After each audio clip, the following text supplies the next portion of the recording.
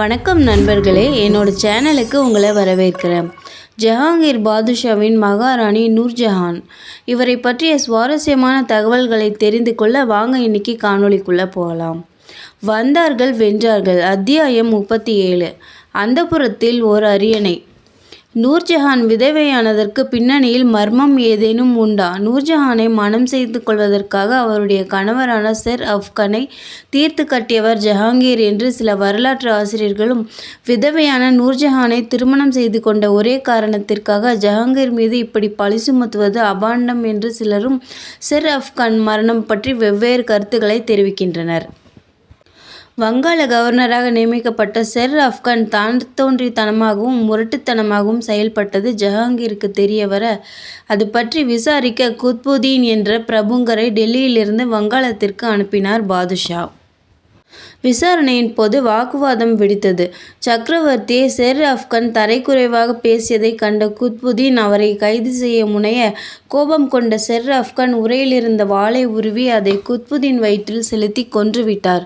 இதை கண்டு குத்புதீனுடன் வந்த மெய்க்காவலர்கள் திகைக்க, அவர்களின் ஃபிர்கான் என்பவர் வாளை சுழற்றி கொண்டு செர் அஃப்கான் மீது பாய்ந்தார். வாட்போரில் வல்லவரான செர் அஃப்கான் அவரையும் வெட்டி சாய்க்க, வெறியாகி போன அத்தனை பேரும் சூழ்ந்து கொண்டு நூர்ஜஹானின் கணவரை அங்கேயே சின்னாபின்னமாக வெட்டி போட்டனர். இந்த கொலை சம்பவத்திற்கு பிறகுதான் நூர்ஜஹான் தன் பெண் குழந்தையுடன் அரண்மனைக்கு போய் தங்கியதும், பிற்பாடு ஜஹாங்கீர் அவரை மணந்து கொண்டதும் நடந்தேறியது. மொத்தத்தில் செர் அஃப்கான் கொலை ஜஹாங்கீர் பாதுஷாவிற்கு வசதியாக போய்விட்டது என்னவோ உண்மை. அதற்காக கொலை திட்டத்தையே மன்னர்தான் தீட்டினார் என்பதற்காக திட்டவட்டமான சரித்திர ஆதாரம் எதுவும் இல்லை என்பதுதான் உண்மை. சரி, போனது போகட்டும். புது வாழ்வு வந்த பிறகு பேரழகி நூர்ஜஹானின் பழைய வாழ்க்கையை பற்றி நாம் தொடர்ந்து பேசிக் கொண்டிருப்பது சற்று தர்ம சங்கடமான விஷயம் என்பதால் மகாராணியின் பெருமைகள் மற்றும் திறமைகள் பக்கம் சற்று திரும்புவோம். முக்காடு போட்டு கொண்டாலும் முகத்திரை அணிந்து கொண்டாலும் பெண்கள் மட்டும் மனது வைத்தால் அவர்களுக்கு வானமே இல்லை என்பதை நூர்ஜஹான் பேகம் கச்சிதமான ஓர் உதாரணம். சகல கலைகளும் ராணிக்கு அத்துப்படி. ஏராளமான அழகும் ஏகமான சுறுசுறுப்பும் கொண்ட அவரை ஒரு நிமிடம் சோம்பி அமர்ந்து யாரும் அரண்மனையில் பார்த்ததில்லையாம். மன்னருக்கும் முக்கியமான ராணிகளுக்கும் புது புது வகையான உடைகளை டிசைன் செய்தவர் நூர்ஜஹான் தான். ஆபரணங்கள் ஆனாலும் சரி, ராணி வரைந்து காட்ட பொற்கலர்கள் அவற்றை நேர்த்தியாக உருவாக்குவார்கள். மன்னரின் பிரத்யேக அறையில் இருந்த பிரதான கம்பள விரிப்புகளும் நூர்ஜஹானின் தயாரிப்பே. கவிதை புனைவதிலும் ராணிக்கு ஏக திறமை உண்டு.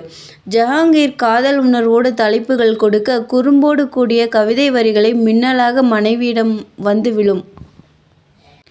வேட்டையிலும் மிகுந்த தேர்ச்சி உண்டு நூர்ஜஹானுக்கு.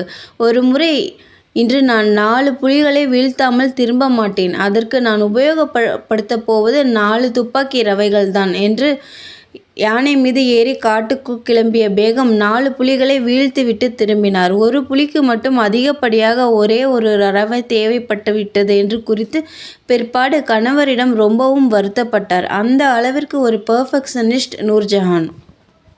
வேட்டையாடிவிட்டு அரண்மனைக்கு திரும்பிய உடனேயே புது புது வாசனை திரவியங்களை தயாரிக்க அமர்ந்து விடுவார் மகாராணி. இன்றளவும் புகழ்பெற்ற அத்தர் என்னும் வாசனை திரவியத்தை முதலில் கண்டுபிடித்து உருவாக்கியவர் நூர்ஜஹான் தான். அதை முகர்ந்து பிரமித்து போன பாதுஷா மனைவிக்கு பரிசாக அளித்தது ஒரு அற்புதமான முத்துமாலை.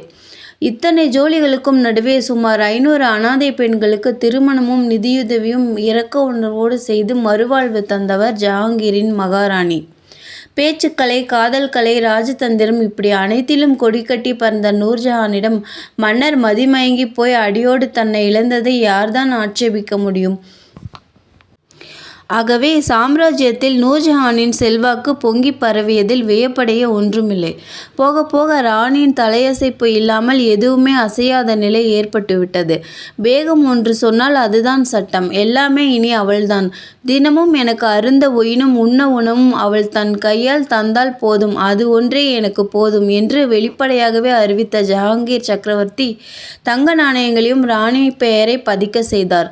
ஜஹாங்கீர் பாதுஷாவின் ஆணைப்படி மகாராணி நூர்ஜஹான் பேகத்தின் பெயர் பொறிக்கப்பட்ட இந்த தங்க நாணயம் 100 மடங்கு மேலும் ஒளி பெறுகிறது என்ற வாசகங்களுடன் பிறகு என்ன, தனியாகவே பால்கனியில் ஒரு சிம்மாசனம் போட்டுக்கொண்டு ராணி அமர்வதும் கீழே மந்திரி பிரதானிகள் மனுக்களோடு கியூவில் நிற்பதும் அன்றடங்காட்சியாகிவிட்டன. அதே சமயம் நூர்ஜஹானும் கணவரின் தேவைகளை ஒரு தாய்க்குரிய நேசத்துடன் அக்கறையுடன் கவனித்து கொண்டார் என்பது குறிப்பிடத்தக்கது.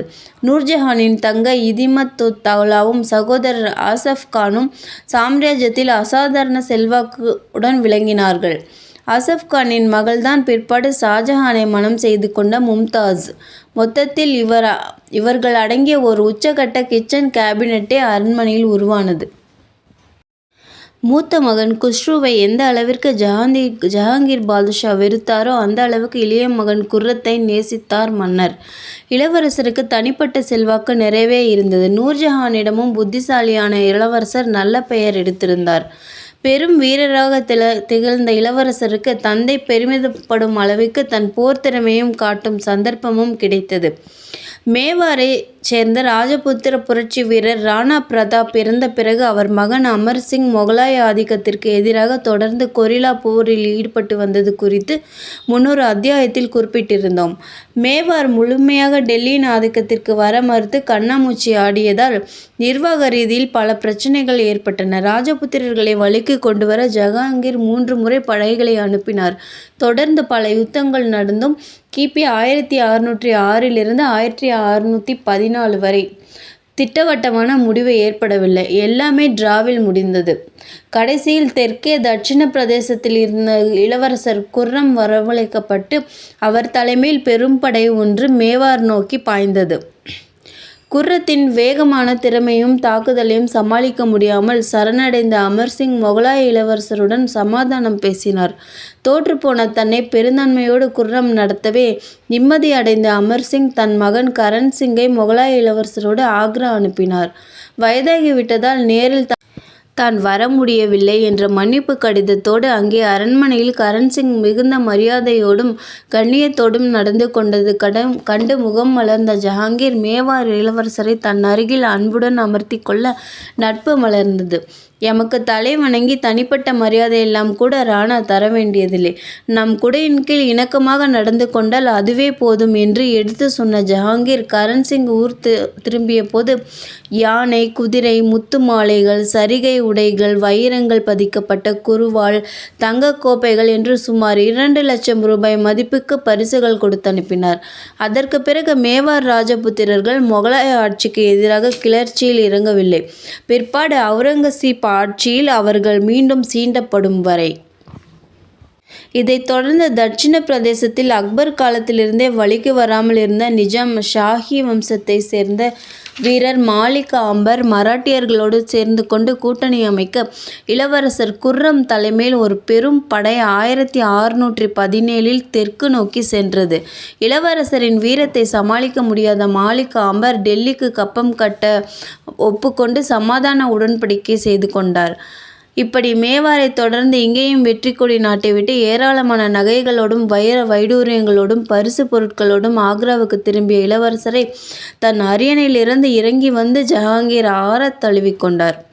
கூடவே மகிழ்ச்சி ஆரவாரத்திற்கிடையே மகனின் தலை மீது தங்க நாணயங்களையும் வைர நகைகளையும் அருவியாக கவிழ்த்து அபிஷேகமும் செய்து பரவசப்பட்டார் பாதுஷா.